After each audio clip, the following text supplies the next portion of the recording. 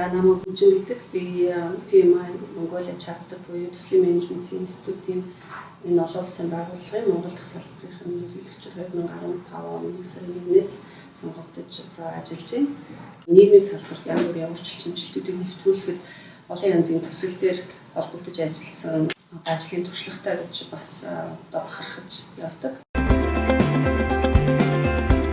Мэдээж төслийн менежерээр мэргэжсэн хүний ганцхан төсөл өдөртүүлэн биш ерөөсөө хүн болгонд за бараг ажиллаа хийж байгаа хүн болгон төслийн менежментийн төслийг удирдах юм ур чадвар бол шаардлагатай гэх юм дэлхийн нийтийн практикаас бол батлагдаад байгаа хаа.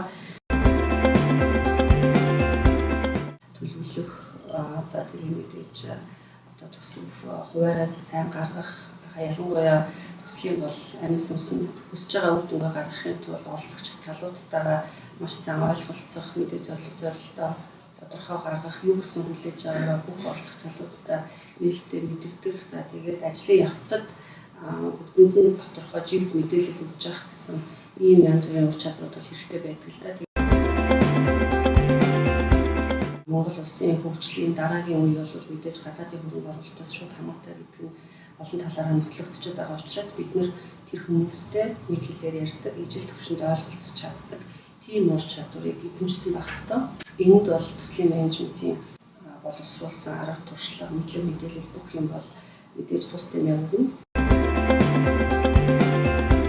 Одоо яг эдийн засаг маань өнөөдөр жоохон зогсонгүй байна, хүлээлттэй байна. За хаа сайгүй ерөнхийдөө юмнууд их удаашрсан байгаа боловч энэ боломжийг бид нэр бас сүрэг байдал гэхээсээ илүү боломж болгож харъя.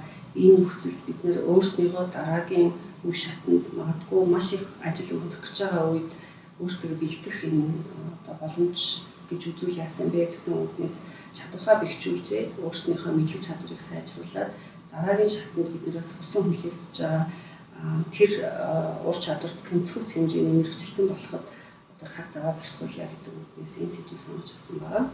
Тэгээд та бүхэн бидэнтэй холбогдож манай үйл ажиллагаанд оролцохыг урьж байна.